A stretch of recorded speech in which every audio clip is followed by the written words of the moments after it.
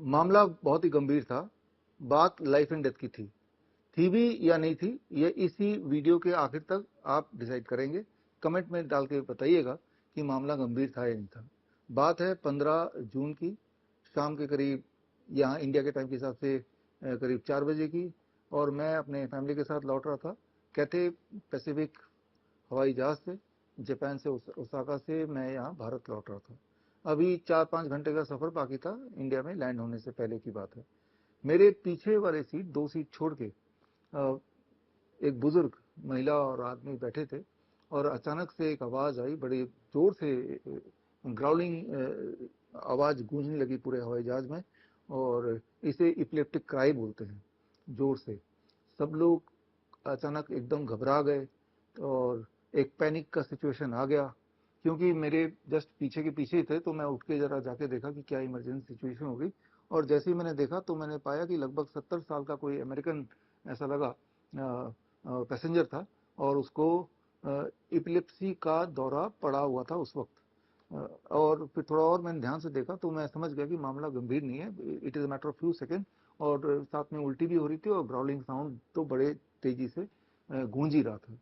तो ये सिचुएशन थी, और पैनिक का माहौल था। और अब माहौल ये था कि उसी वक्त जो अटेंडेंट वहाँ के एयर होस्टेस वगैरह सब इकट्ठे हो गए, और साथ में बाई चांस उस फ्लाइट में एक डॉक्टर थी, वो भी पीछे से करीब 15-20 सेकंड के बाद वो आने लगी। और जो साथ में को पैसेंजर थी, यानी कि शायद उनके साथ जो और थी, वो भी बुजुर्ग थी, वो हालत देख के रोने लगी। और वो इंसान तो फिट्स के उसमें पड़ा ही था, और आवाज़ तेजी से हो ही रही थी, और उल्टी भी हो रही थी। ये मामला था। तो जो खुसर फुसर चल रही थी, तो ऐसा लग रहा था कि भाई वो ये बात कर रहे हैं कि ये इंसान बचेगा नहीं, जो आपस के जो पैसेंजर बात कर रहे थे। और जब मैंने ध्यान से देखा तो मुझे समझ आ गया उनके फिट्स के जो सिम्टम्स है कि ये it will last for few seconds, और उसके बाद अपने आप ही ठीक हो जाना है, और कुछ भी नहीं होना है। लेकिन वहाँ जो तैयारी थी, सोच के देखिए, कैथे पैसिफिक एक इंटरनेशनल एयरलाइंस के फ्लाइट के अटेंडेंट्स, और ऊपर से बाई चांस एक पैसेंजर डॉक्टर, जो कि उस वक्त इनिशिएटिव लिया कि इस इंसान को थोड़ा कंफर्ट किया जाए। तो कंफर्ट क्या किया जाए, तो कोई अटेंडेंट हवा करने लगे, और एक अटेंडेंट बर्फ लेकर उसके सिर पे लगाने लगा, वो डॉक्टर उसके नब्ज पकड़ने लगी। ये सारा चल रहा था। माहौल बहुत ही ज़्यादा जानलेवा सा दिख रहा था। और जो को पैसेंजर थी उनके साथ बुजुर्ग महिला, वो तो रोने ही लगी, जोर जोर से रोने लगी। तो दो आवाज़ें अब आने लगी, एक उस महिला की रोने की आवाज़ थी, और साथ में वो बुजुर्ग जिनको फिट्स पड़े थे उनके इपिलेप्टिक क्राई जिसे बोलते हैं, वो एक साउंड थी। और साथ में वॉमिट हो रहा था, तो उसकी एक जो स्मेल होती है वो भी पूरे हवाई जहाज में फैली हुई थी। तो एक पैनिक था, और छोटे छोटे बच्चे, मेरी बेटी भी थी, और शायद वो सो रही थी, उसको ज़्यादा कुछ पता नहीं चला होगा, या पता चला भी होगा तो उसने पता नहीं इग्नोर किया कि नहीं। लेकिन मैं देख रहा था बच्चे भी बहुत सारे जो घबराए हुए थे कि ये क्या हो गया, क्या हो गया। ऐसा लग रहा था कि लाइफ एंड डेथ का मामला है, ये बचेगा कि नहीं बचेगा ये पैसेंजर, ये सब बातें खुसू खुसू चल रही थी। और खैर, जैसा होता है फिट्स में, हम तो हजारों पेशेंट्स को देखते ही हैं। खास तौर पे ऑटिज्म के बच्चे, एडीएचडी के बच्चे, they are more prone to fits. उनमें फिट्स बहुत ही कॉमनली पड़ता है, और पिछले 1 सालों में 5,000 से 6,000 के करीब ऐसे बच्चों को हमने फिट्स से बाहर निकाला, उनकी फिट्स की संभावना को कम किया। और फिर जब हो जाते हैं, उस वक्त भी क्या करना है उसको हॉल्ट करने के लिए, वो सारा कुछ ये हम करते ही आए हैं। तो इसीलिए, क्योंकि फिट्स के हजारों पेशेंट्स देख चुका था, तो मुझे पता चल गया कि ये मामला कुछ सेकंड का है, और कुछ सेकंड के बाद वो फिट्स चला जाएगा, and everything will be normal. हुआ ये हुआ भी यही कि वो कुछ सेकंड का मामला था। फिर उसकी जो ग्राउलिंग साउंड थी, जो एक इपिलेप्टिक क्राई था, वो बंद हो गया। वॉमिटिंग उसके थोड़ी देर बाद वो भी बंद हो गई, और थोड़ा वो सुस्त पड़ गए वो बुजुर्ग आदमी। और लेकिन पूरे फ्लाइट में अगले जितने भी देर तक फ्लाइट चली, 3-4 घंटे, पैनिक का माहौल बना रहा। और वो जो अटेंडेंट थे, लगातार जब तक फ्लाइट उतरी नहीं, बर्फ सिर पे लगा रहे थे और हवा कर रहे थे, ये सब चलता ही रहा। और जब फ्लाइट उतरी तो अल्टीमेटली वो सज्जन उठे, और बाकी पैसेंजर की तरह खड़े होके निकल लिए। ये सारी कहानी मैं आपको क्यों बता रहा हूँ? ये सारी कहानी मैं इसलिए बता रहा हूँ क्योंकि ये मामला जो दिखने में बहुत भयानक लगता है जब किसी को फिट्स पड़ जाता है, खास तौर पे एक बंद माहौल में। और लेकिन ये मामला उतना भयानक नहीं था। इनफैक्ट ये कुछ भी भयानक नहीं था, ये एक नॉर्मल एपिसोड था, और वो जिनको फिट्स पड़ता है उन्हें पता ही है। लेकिन क्योंकि नॉलेज की कमी थी, ये एक्सपेक्ट करते हैं और उनको ट्रेनिंग भी होती है फ्लाइट स्टीवर्ड्स को, अटेंडेंट को, कि हर तरह के फर्स्ट एड उनको सिखाया जाता है। एक डॉक्टर को भी आप एक्सपेक्ट कर सकते हैं कि एक ट्रेनिंग होती है कि फर्स्ट एड में, इमरजेंसी में क्या करना हो, क्या डूज एंड डोंट्स हैं, ये सब बताया जाता है, ऐसा आप मान के चलते हैं। जबकि वहाँ के माहौल को देख के, ऐसे पहले भी माहौल मैंने कई सारे देखे हैं, मैं एक एपिसोड में इसलिए बता रहा हूँ क्योंकि ये रिसेंट बात है, पिछले हफ्ते की बात है, जब मैं जापान से वापस लौट ही रहा था। तो होना ये चाहिए था कि जो फ्लाइट अटेंडेंट हैं या फिर कोई भी, अगर वो पैसेंजर डॉक्टर भी है, उनको लोगों को शांत करना चाहिए था कि भाई ये मामूली से फिट्स है, अभी ठीक हो जाएगा, और आश्वासन देना चाहिए था, और जो मरीज है उनको उनके हाल में ही छोड़ देना चाहिए था। That should be the thing, क्योंकि ये अपने आप ही रिजॉल्व होता है, और रिजॉल्व होने के बाद सब कुछ नॉर्मलाइज हो ही जाता है। तो ये थोड़े से सेकंड की बात है। लेकिन इसके विपरीत हुआ क्या, जब तक फ्लाइट लैंड नहीं किया, सारे पैसेंजर्स का अटेंशन सिर्फ उस पेशेंट पे ही था जो कि ठीक हो चुका था, और उस पर लगातार हवा किया जा रहे थे, और बाकी जो अटेंडेंट वगैरह थे, जो फ्लाइट स्टीवर्ड्स वगैरह थे, जो एयर होस्टेस थे, वो भी उसके आसपास ही खड़े होकर भीड़ जमा करके कि मानो कि सब के सब कुछ ना कुछ करने में लगे जिसकी कोई भी आवश्यकता थी नहीं। ये सारी बातें मैं इसलिए बता रहा हूँ क्योंकि ये जो सिचुएशन है, ये सिचुएशन कभी भी किसी को भी किसी के साथ आ सकती है। सिर्फ फिट्स की बात नहीं कर रहा हूँ, कई तरह की मेडिकल इमरजेंसीज ऐसी होती हैं जिनमें दिखने में भयानक होती हैं, लेकिन उसमें मामूली से बदलाव, जैसे करना ये चाहिए, अगर फिट्स को वहीं रोकना है तो आप कुछ खास प्रेशर पॉइंट है, जैसे यहाँ पे अगर ठीक से आप 3 kg के प्रेशर से आप 2 मिनट के लिए दबा दो तो पेशेंट को काफी रिलीफ मिल जाता है, या वो हॉल्ट होने लगता है। या कोई तीखी चीज अगर स्मेल कर ले पेशेंट उसी वक्त, तो हाथों हाथ वहीं हॉल्ट होने लग जाता है, फिर वहीं पे हॉल्ट हो जाता है, और जो सिम्टम्स थे वो भी वहीं पे खत्म हो जाते हैं। छोटी सी बात है, लेकिन ऐसा लगा मुझे कि ये सारी बातें ना तो उस डॉक्टर को पता थी, और फ्लाइट में जो पैसेंजर थे उनको तो पता होने का सवाल भी नहीं है, और वो जो स्टीवर्ड्स थे या फिर जो एयर होस्टेस थे उनको भी इस चीज की ट्रेनिंग नहीं थी, जबकि फिट्स आजकल बहुत कॉमन होता जा रहा है। तो यहाँ पे जरूरत है एजुकेशन की, नहीं तो पैनिक में एक पेशेंट का नुकसान भी कर सकते हैं। जिस चीज की पेशेंट को जरूरत नहीं है, जबरदस्ती वो चीज करेंगे तो पेशेंट को नुकसान भी होगा। तो ये सारी चीजें मैं इसलिए बता रहा हूँ क्योंकि ये चाहे वो फिट्स बोले, या किसी का हाथ अचानक टूट गया, किसी का पैर में चोट लग गई, जो कोई भी ये नहीं बोल सकता कि मैं तो बिल्कुल इमरजेंसी प्रूफ हूँ, मुझे किसी तरह का कोई मेडिकल इमरजेंसी आ ही नहीं सकती, या मेरे आसपास नहीं आ सकती। ये तो कभी भी किसी के साथ हो सकता है, लेकिन अगर राइट नॉलेज अगर करेक्टली पता हो तो इंसान पैनिक नहीं करेगा, नंबर वन। नंबर टू, इंसान कुछ ऐसा करेगा जिससे उस पेशेंट की या उस विक्टिम की उस वक्त मदद की जा सके, ताकि वो वाली सिचुएशन को बड़ी जल्दी आसानी से काबू में लाया जा सके। फिलहाल इस वाले केस में तो कुछ करना ही नहीं था, करना ये था कि कुछ नहीं करना था, लोगों को आश्वासन देना था कि भाई आप आराम से अपने अपने सीट में बैठो, it is a normal episode, ये कुछ सेकंड में रिजॉल्व हो जाएगा, और रिजॉल्व होने का देखिए रिजॉल्व हो गया, now the patient is taking its own time. तो कुछ देर तक सुस्ती रहेगी, कुछ देर तक नींद आएगी, कुछ देर तक पेशेंट यूं ही हाफ स्लीप में पड़ा रहेगा, और फिर समय के साथ वो रिवाइव हो जाएगा। इसमें कुछ करने की जरूरत नहीं होती, डिसाइड कि जब फिट्स पड़ रहे हैं तो उस वक्त हॉल्ट कैसे करना है। कोई तीखी, जैसे मान लो प्याज है उसको सुंघा दिया, जो कि हो ही सकता है, लहसुन उसको सुंघा दिया, तो तीखी चीज या तो सुंघाओ, या फिर आप एक्यूप्रेशर पॉइंट कर दो, और ये नहीं भी करो तो भी it will resolve with in few seconds for most of the people. कभी कभी ऐसा जरूर होता है कि फिर थोड़ा लंबा चल जाता है वो, थोड़ा सा और फिर डैमेजिंग, फिर उसके कुछ अलग फिर मेथड्स होते हैं उसको वहीं पे होल्ड करने के। तो खैर, ये इंपॉर्टेंट नॉलेज है। इससे दो बातें हैं, एक तो ये नॉलेज सबको होनी चाहिए, सबसे पहली बात, और दूसरी बात, ये नॉलेज होती नहीं है, ये बात भी साबित होती है कि जाहिर सी बात है, अगर कोई इंटरनेशनल फ्लाइट है तो सारे के सारे जो लोग हैं मोस्टली वो एजुकेटेड ही होते हैं, अमीर भी होते हैं, तभी जाके इतना ट्रेवल कर रहे हैं, अमीर भी हैं, एजुकेटेड भी हैं, और जो फ्लाइट के अटेंडेंट्स हैं वो ट्रेंड भी हैं, उनको खास ट्रेनिंग मिलती है, और वहाँ पे एक डॉक्टर था एक्सपेक्टेडली, वो भी ट्रेंड है तभी डॉक्टर हैं।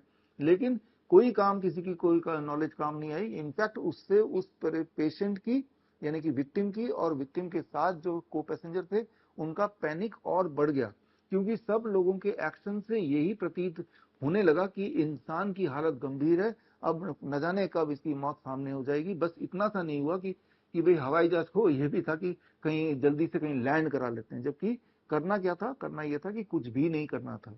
तो कई बार कुछ नहीं करना he is the best option. कुछ करेंगे, पैनिक क्रिएट करेंगे, वो पैनिक एडिशनल बर्डन देगा पेशेंट को भी, विक्टिम को भी, और साथ के फैमिली मेंबर जो भी है उनको भी देगा। और पैनिक में इंसान कई बार कुछ गलत भी कर सकता है जो विक्टिम के लिए नुकसानदायक भी हो सकता है। तो इससे एक सबक तो आपको मिलता है कि कभी भी अगर आपके साथ या आपके अपनों के साथ कुछ भी हो जाएगा तो आसपास के लोग हैं, मोस्टली आप याद रखिए, उनको इमरजेंसी में कैसे हैंडल करना है, चाहे वो डॉक्टर भी क्यों ना हो, उनको पता ही नहीं है, उनको पता ही नहीं है। और ऐसा जो मैंने एक इंसिडेंट बताया, ऐसा इंसिडेंट अक्सर हमने देखा हुआ है। इनफैक्ट जो मैं अपनी बात बता रहा हूँ कि 5,000 से 6,000 ऑटिज्म के बच्चों को जो हमने पिछले 1 साल में डील किया, जिसमें काफी बच्चों को फिट्स पड़ते रहते हैं, और वो भी जब हॉस्पिटल जाते हैं तब भी डॉक्टर्स जो इलाज करते हैं वो ठीक उल्टा ही करते हैं, जिससे उसकी फिट्स की संभावना और बढ़ी जाती है। तो जो बेसिक सी बात है, जो बेसिक मेडिकल इमरजेंसी है, जैसे सीजर फिट्स पड़ जाना, एपिलेप्टिक अटैक हो जाना, तो ये इसके लिए भी इंस्टेंटली सडनली क्या करना चाहिए ताकि पेशेंट को रिलीफ दें और ऑनगोइंग जो एक फिट्स पड़ा है उसे होल्ड करें, इसकी भी ट्रेनिंग ऐसा प्रतीत होता है मुझे कि किसी को भी ठीक से नहीं है। और ये सिर्फ मैं एक मेडिकल इमरजेंसी की बात नहीं कर रहा हूँ, ऐसे कई सारे मेडिकल इमरजेंसी हैं जो जब होता है कहीं पे भी किसी भी पब्लिक प्लेस में, तो तब अफरा तफरी मच जाती है, जिससे एडिशनल बर्डन पेशेंट के और उसके फैमिली मेंबर के लिए हो जाता है। होना ये चाहिए कि आजकल जिस तरह से हम हर तरह के एजुकेशन लेते हैं, अब एआई आने के बाद एआई की ट्रेनिंग हम लेते हैं कि कैसे इस नए टूल को यूज करें, या हम पढ़ाई करते हैं अलग अलग सब्जेक्ट्स में ये सोच के कि भविष्य में इसकी पता नहीं कहाँ जरूरत पड़ जाए। अलग अलग भाषाएं सीखते हैं, अलग अलग आप साइंस पढ़ते हैं, मैथ्स पढ़ते हैं, हिस्ट्री पढ़ते हैं, ज्योग्राफी पढ़ते हैं, इसी उम्मीद से ना ये एजुकेशन देते हैं कि इस एजुकेशन की भविष्य में कहीं जरूरत पड़ेगी। लेकिन जो सबसे ज्यादा जरूरी चीज है दैट इज लाइफ। लाइफ में अगर मेडिकल इमरजेंसी हो तो इसकी भी तैयारी क्या हमने की है? हमने तैयारी नहीं की, हमने सोचा ये काम हमारा नहीं, किसी डॉक्टर का है। क्या उस डॉक्टर ने तैयारी की है? क्या आपको लगता है कि कोई डॉक्टर मेडिकल इमरजेंसी ऐसे हैंडल कर सकता है? तो खैर आप ही अपने तरफ से जितने सारे डॉक्टर्स को आप जानते हैं, इस वाली सिचुएशन को बताइए कि आप अगर आपकी आंखों के सामने किसी का को फिट्स पड़ जाए तो उस वक्त उस फिट्स को कैसे होल्ड करेंगे, उस डॉक्टर से पूछिए। तो आप जवाब देख के हैरान हो जाएंगे। वो सिर्फ इतना बोलेगा एम्बुलेंस ले आओ और उसको हॉस्पिटल ले जाओ। अरे भाई, फिट्स जो है वो अपने आप में ही 1 मिनट 2 मिनट लास्ट करेगा हाथ से, तो उसी 1 मिनट 2 मिनट में करना है ना। एम्बुलेंस जब तक आएगी तब तक तो इंसान ठीक होकर रिवाइव भी हो चुका होगा, है ना। तो वो जो 1 मिनट का समय है या वो 30 सेकंड का समय है, उसी वक्त क्या करेंगे, अगर ये सवाल आप पूछेंगे तो कोई जवाब ना तो डॉक्टर के पास होगा, ना so called trained airport staff उनके पास होगा, ना ही जनरल पब्लिक के पास होगा। जबकि इसके एविडेंस बेस्ड तरीके, मेथड, जो प्रूवन मेथड्स हैं जिससे हम किसी के फिट्स को वहीं होल्ड कर सकते हैं, या फिर किसी को एंजाइना पेन है, फॉर एग्जांपल एंजाइना है, उसको हार्ट अटैक ऑनगोइंग है इस वक्त, तो अभी रिलीफ कैसे देना है ताकि उसको रिलीफ मिल जाए और ऑनगोइंग हार्ट अटैक में के होने के चांसेस को हम कम कर पाए। तो यहाँ भी आपका जो पोस्चरल मेडिसिन का टेक्निक है वो काम आ सकता है उसी वक्त उस पेशेंट को रिलीफ देने के लिए। तो कई सारे ऐसे मेडिकल इमरजेंसीज हैं जिसके सॉल्यूशंस और जिसके जो टेक्निक्स हैं बहुत ही आसान है, लेकिन अनफॉर्चुनेटली एक कॉमन मैन तो छोड़िए, एक प्रोफेशनल डॉक्टर्स को भी इस चीज की ट्रेनिंग नहीं है या इस चीज का आइडिया नहीं है, और वो भी उतना ही हेल्पलेस नजर आते हैं ऐसी स्थिति में जितना कि एक आम इंसान हेल्पलेस नजर आता है। और यहीं पे इंपॉर्टेंस है हमारे training programme, it is called help, handling emergencies, life support and pain, ये पूरे ट्रेनिंग का नाम है। ये online plus offline hands on training है। ऑनलाइन में तो थ्योरेटिकली आप 1 महीने की ट्रेनिंग में समझेंगे, हर हफ्ते 2 घंटे की क्लास है कि अलग अलग मेडिकल परिस्थिति में कैसे उस परिस्थिति को पहचाने कुछ सेकंड के अंदर ही, और कैसे हम क्या उपाय करें विद लिमिटेड रिसोर्सेज। जाहिर सी बात है जब मेडिकल इमरजेंसी होती है तो वो सड़क पे हो सकता है, बस अड्डे पे हो सकता है, हवाई जहाज में हो सकता है, जंगल में हो सकता है। तो सुविधाएं जहां पे नहीं होंगी वहीं पे होते हैं, क्योंकि कोई भी इंसान को किसी भी तरह का अटैक, अस्थमा अटैक है, हार्ट अटैक है या स्ट्रोक है, ये कहीं भी आता है, वो पहले से बोल के पूछ के तो आता नहीं है। जाहिर सी बात है वहां पे आपके पास जो रिसोर्सेज होंगे वो मिनिमाइज होंगे, आप बस खुद होंगे वहां प्रेजेंट और आपके हाथ होंगे उस वक्त। तो उस वक्त किस रिकवरी पोजीशन में पेशेंट को या विक्टिम को रखें, उस वक्त कौन से पॉइंट को हम दबाएं ताकि उस तरह उस वक्त अगर ब्लीडिंग हो रही है तो उसे रोक पाएं, कोई पेन हो रहा है तो उसको होल्ड कर पाएं, उसे रिलीफ दे पाएं।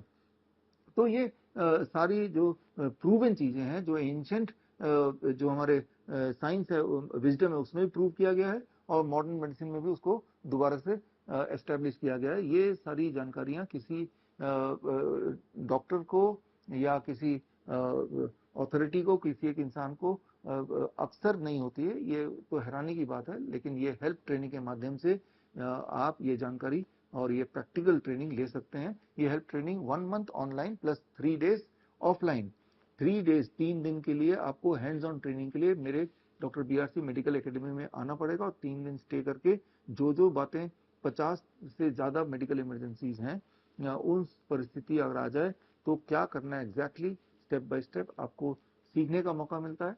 और ये ट्रेनिंग हम 10 जुलाई से पहला बैच शुरू हो रहा है और पहले बैच में ऑनलाइन कई लोगों ने अभी हमसे क्वेरी की कि अभी ऑनलाइन तो मैं कर लूंगा लेकिन ऑफलाइन 3 दिन आने का समय मेरे पास अभी नहीं है। तो 3 दिन आप किसी भी महीने या किसी भी हफ्ते हमारे डॉक्टर बीआरसी के मेडिकल एकेडमी में आके 3 दिन स्टे करके ऑफलाइन हैंड्स ऑन ट्रेनिंग करना अनिवार्य इसलिए है क्योंकि मैं ये जानता हूं कि जैसी कोई इस तरह की मेडिकल इमरजेंसी आ जाएगी किसी के साथ भी आपके आंखों के सामने, तब आप भी पैनिक करेंगे ये जानते हुए भी कि भाई उसमें क्या करना और क्या नहीं करना है, डूज एंड डोंट्स।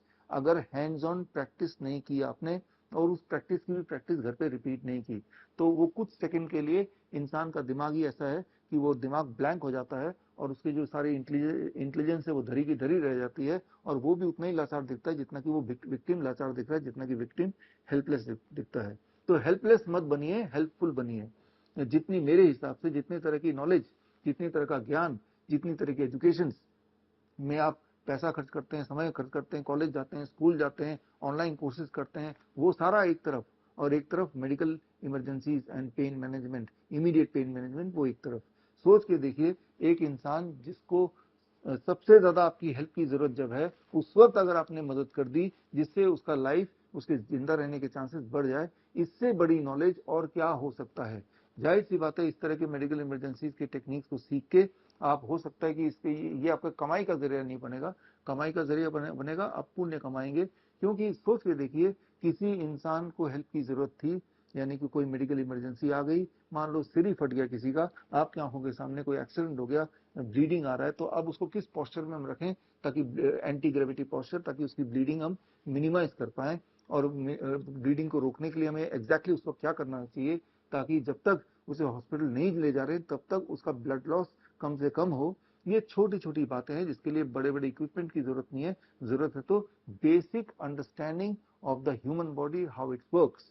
आपको ये समझना पड़ेगा, जैसे कि मैं अभी बैठा हूं, आप भी हो सकता है बैठ के वीडियो देख रहे हैं, तो इस वक्त हमारी ग्रेविटी काम कर रही है जो नीचे ब्लड को खींच रही है, और लेकिन हमारा हार्ट काम कर रहा है जो ब्लड को ग्रेविटी के अगेंस्ट सिर तक पहुंचा रहा है। तो ये एक ब्लड सर्कुलेशन चल रहा है। इस ब्लड सर्कुलेशन की ठीक से नॉलेज होने से आप ये समझ जाएंगे कि किसी भी परिस्थिति में हम बॉडी को मैन्यूवर करके ग्रेविटी का ध्यान में रख के उस पेशेंट को कैसे रिलीफ दें, चाहे वो कोई पेन सिचुएशन में से गुजर रहा हो, जैसे एंजाइना पेन हो गया हो, या कोई किसी फ्रैक्चर किसी का हो गया हो, या हेड इंजरी किसी की हो गई हो, या फिर फॉर दैट मैटर किसी को कुत्ते ने काट लिया हो, तब भी हम क्या करें कि उसकी ब्लड की सर्कुलेशन को थोड़ी देर के लिए हॉल्ट किस तरह से हम रीरूट करें या किस तरह से मिनिमाइज करें ताकि उसमें जो डैमेज है वो कम से कम हो, या जो पॉइजन है वो कम से कम स्पीड से फैले, या पॉइजन से पहले ही हम क्या इंटरवेंशन करें ताकि इंटरनल डैमेज को हम मिनिमाइज कर पाएं। तो ये सारी जो बातें हैं इसके लिए आपको अलग अलग साइंसेस को अंडरस्टैंड करने की जरूरत है, चाहे वो मॉडर्न मेडिसिन के साइंस को अंडरस्टैंड करने की जरूरत हो, चाहे वो एक्यूप्रेशर का जो साइंस है उसको अंडरस्टैंड करने की जरूरत हो, चाहे वो पोस्टल मेडिसिन की बात करें या फिर आयुर्वेदा के टेक्स्ट की बात करें, इन सब के इंटीग्रेशन से, इसे हम बोल सकते हैं रियल सेंस में इंटीग्रेटेड मेडिसिन इन इमरजेंसी।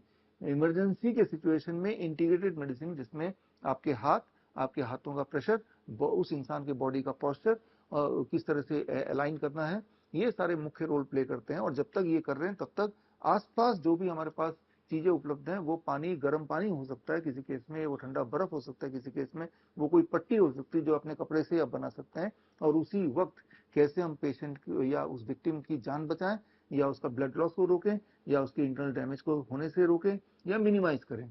ये एक खास ट्रेनिंग है। मुझे लगता है कि हर इंसान को ये ट्रेनिंग लेनी चाहिए ताकि हम किसी की हेल्प तब कर पाएं जब उसको हेल्प की सबसे ज्यादा जरूरत है। लेकिन ऐसी परिस्थिति में अगर आप कभी आपके आसपास हुआ होगा तो आपने एक ही चीज देखी होगी कि इंसान तड़प रहा है सड़क के बीच में, लोग उसका वीडियो बना रहे हैं, हद से हद कोई एम्बुलेंस बुला रहा है, that is the only thing. या भीड़ इकट्ठे है, भीड़ उसको घेर के खड़ी है, लेकिन उसको इंटरवेंशन क्या हो रहा है सिवाय हवा पानी देने के, वो आपको कहीं होता हुआ नहीं दिखेगा। क्योंकि वो नॉलेज बहुत क्लियर कट किसी के पास भी नहीं है। कोई अगर एलोपैथी का डॉक्टर है, उसको एलोपैथी वाली नॉलेज हो सकती है, कोई एक्यूप्रेशर का डॉक्टर है तो एक्यूप्रेशर की नॉलेज हो सकती है, लेकिन इंटीग्रेशन कैसे करें इनका to get the best output within the few seconds और फ्यू मिनट्स, उसी वक्त पहले कुछ मिनट जिसे आप गोल्डन आवर कहते हैं, उसी वक्त हमें इंटरवीन करना है। तो ये खास आप इमरजेंसी प्रैक्टिशनर बन सकते हैं। तो ये हमारी जो ट्रेनिंग है, इस ट्रेनिंग में अगर आप रजिस्टर करना चाहते हैं तो bishrup.com/help में जाके आप रजिस्टर कर सकते हैं। और रजिस्टर करने के बाद जो लोग 30 जून से पहले रजिस्टर करेंगे उनके लिए कई सारे बेनिफिट्स हैं, वो आप लिंक में जाके bishrup.com/help में जाके देख सकते हैं। और 30 June is the last date for this first batch. First batch का मतलब ऑनलाइन तो आप इमीडिएटली ज्वाइन कर लीजिए, ऑफलाइन में पहला बैच जो होगा वो 10, 11, 12 जुलाई को होगा पहला batch in our doctor BRC medical academy. हमारा मेडिकल एकेडमी दिल्ली एयरपोर्ट से करीब 1.5 घंटे के रास्ते पे है, समाल खां में है।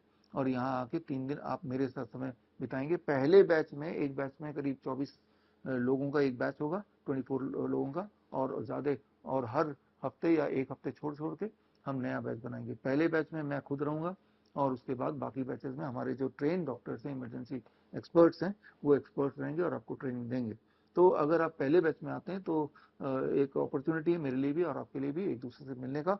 बट एक चीज तो तय है कि मेरे हिसाब से कि दुनिया की जितने तरह की नॉलेज एजुकेशन आपने ली है, किसी ने कॉमर्स पढ़ा है, किसी ने लॉ पढ़ा है, किसी ने इंजीनियरिंग पढ़ी, किसी ने डॉक्टरी पढ़ी है, मेडिकल पढ़ा है, राइट, या अलग अलग भाषाएं आपने सीखी हैं, मैथमेटिक्स आपने सीखा है, फिजिक्स आपने सीखा है, तो उसको अगर हम कंपेयर करें इस वाले नॉलेज से, जो कि 1 महीने के अंदर ये नॉलेज आपके पास आ सकता है, और साथ में श्रीधर यूनिवर्सिटी का आपको सर्टिफिकेट मिलेगा, और साथ में एक आई कार्ड मिलेगा, health emergency practitioners I card, और एक खास health training manual which you will get along with in this training.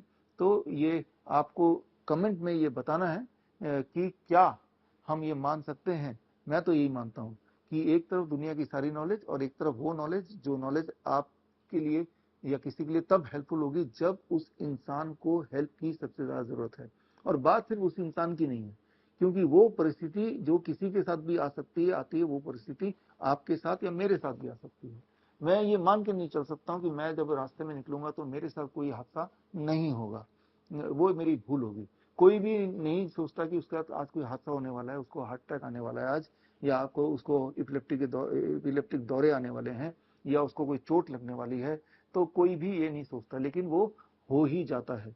तो अपने लिए भी अगर ये नॉलेज हो तो किसी भी मेडिकल परिस्थिति में, चाहे वो इमरजेंसी मेडिकल कंडीशन हो, एक्यूट कंडीशन, या कोई पेन वाली बात हो, तो उस वक्त, या मान लो कोई कुत्ते ने आके काट लिया आपको, कोई कीड़े ने आपको काट लिया, तो ये परिस्थिति तो आ ही सकती है। लेकिन ऐसी परिस्थिति में अपने डैमेज को मिनिमाइज कैसे करेंगे, उस वक्त क्या करेंगे आप?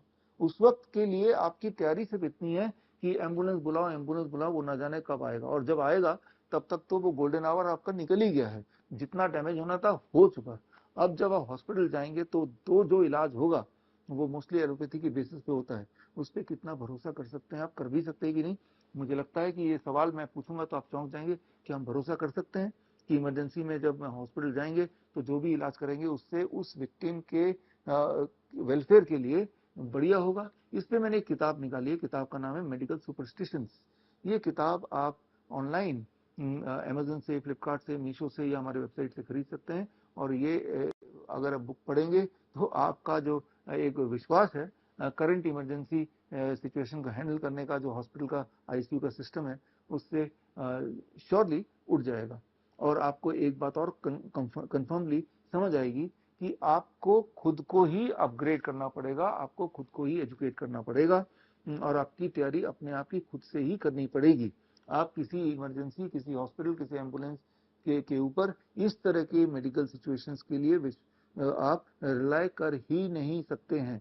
Very very clearly I am saying, आप के हो सकते हैं कुछ सवाल हो सकते हैं कुछ डाउट हो सकता है कि आप मेरी बात से सहमत ना भी हों। In all the cases comment section में आप अपने सवाल लिख सकते हैं, आप अपने ओपिनियन लिख सकते हैं। मैं कमेंट खुद पढ़ूंगा और आपको जवाब देने की कोशिश करूंगा। फिलहाल तो मैं यही चाहता हूं कि ये हेल्प ट्रेनिंग का एक हिस्सा बने, और हेल्प ट्रेनिंग के बाद जब आप हेल्प प्रैक्टिशनर बन जाए तो बात वहीं नहीं रुकेगी। आप अपने कम्युनिटी के हेल्प प्रैक्टिशनर और हेल्प ट्रेनर भी बन सकते हैं या बनना चाहिए, ताकि हमारे माध्यम से ये नॉलेज आप तक पहुंचे, आपके माध्यम से आपके सोसाइटी या आप जहां भी रहते हैं वहां भी अगर आप ये ट्रेनिंग कराते हैं तो जरा सोच के देखिए कि आपकी नॉलेज उतने लोगों तक पहुंच गई और ये परिस्थिति कभी भगवान ना करे किसी तरह की मेडिकल इमरजेंसी किसी को आ जाए तो हमारी सोसाइटी एक बेटर पोजीशन पे होगी उस विक्टिम के हेल्प करने के लिए। तो खैर मैं मिलूंगा आपके साथ in the help course on 10th July online and offline both. तब तक के लिए all the best, thank you, जय। बड़ी से बड़ी बीमारी का आसान से आसान इलाज घर बैठे ही हो सकता है। अधिक जानकारी के लिए कांटेक्ट करें नियरेस्ट डॉक्टर BRC clinic@home।